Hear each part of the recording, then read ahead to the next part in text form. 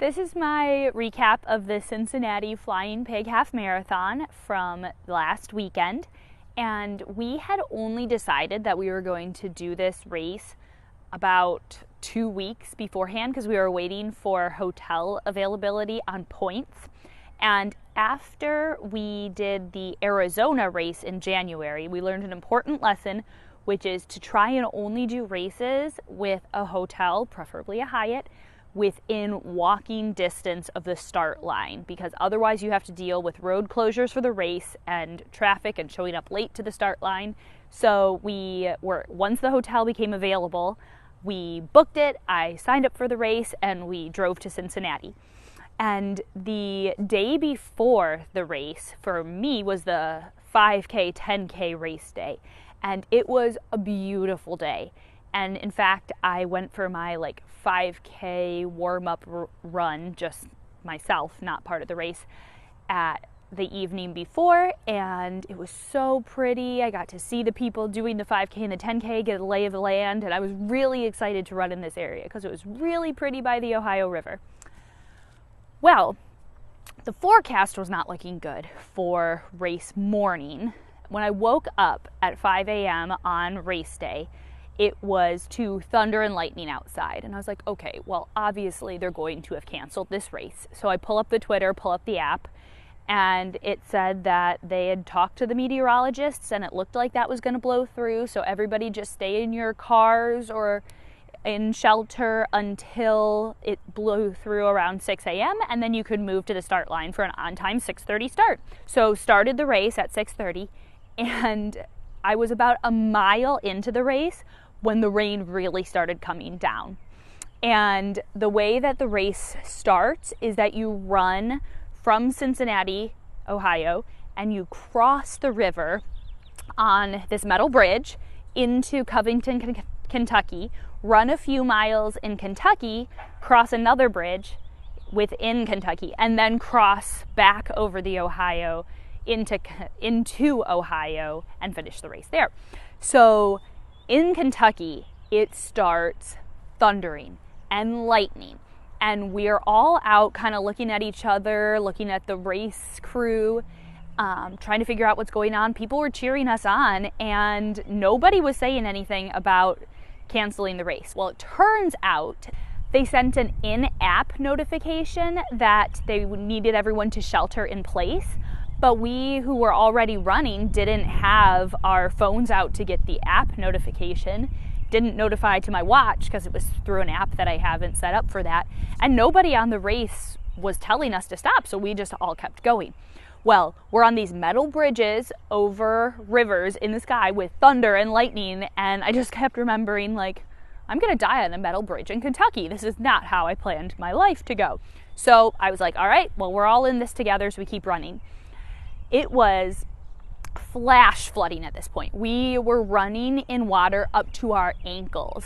And at one point, I kid you not, a roadkill dead rat just floated past me. And I was like, what are my life choices that brought me to this moment? But it's okay. I kept going, and the thunder and lightning let up around mile 5, and then it was just continuing to be rain. However, that's when the hills started. I don't know why in my head, I've never really been to Cincinnati, and I didn't do a lot of research into what it was going to be like there because I just knew this is a bucket race list for a lot of people, so it must be a great race. Well, it's a hilly race. There are about 900 feet of climb that happen between miles 5 and 9. So this flat Midwesterner girl was not ready for that. Plus it took a lot of time to get through the water and everything. So by the time mile 9 came around, I was soaked, I was exhausted, but from there on it was downhill. So I was like, all right, we're just gonna finish this race. It's not gonna be my fastest, but we didn't die. We didn't float away. We did probably not get bubonic plague from a floating rat. And the last few miles were actually pretty good. Rolled through the finish line, still raining. I'm sorry, the finish swine, still raining, but I did it. And it wasn't my fastest race by any means, but it also wasn't my slowest race, so that was pretty good. And everyone was so great. There were still so many people cheering us on. There were not just your usual like Gatorade stops, but there were people out from the community like handing out Swedish fish and Twizzlers and orange slices and just cheering on. It was really great.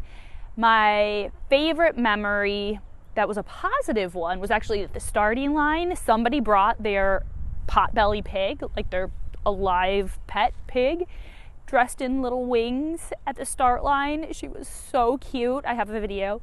And that made for a fun little moment. So this is definitely going to be a memorable race. Anybody who ran that with me, I give you mad props because that was crazy. And we did it and we survived, and that's 2 states down. See ya, Ohio and Kentucky. So we'll see what's next. Also, you will notice that I am not a videographer by nature. So I got this GoPro. I was super excited to use. I was like, all right, well, we started this YouTube channel. I'm going to run this race with my GoPro on. And we rigged it up to my running vest, and I started it and stopped it at like important times, and it was going to be great.